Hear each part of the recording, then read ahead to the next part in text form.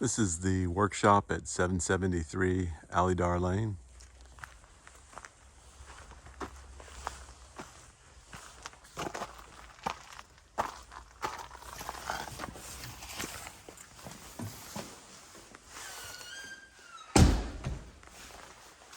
It's got cabinets, countertops, 10-foot ceilings. These garage doors are 9 foot tall and 9 foot wide. It's a really nice space. There's also a full bathroom down here.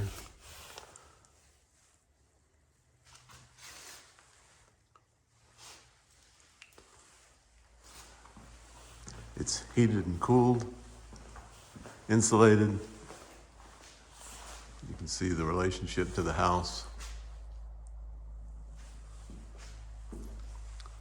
And there's a really nice backyard, and it has a vegetable garden that's planted here.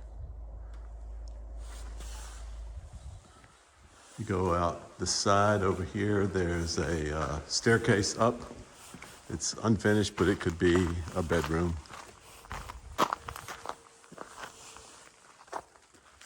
Anyway, it's about 800 square feet heated and cooled down here on the main floor. That's it.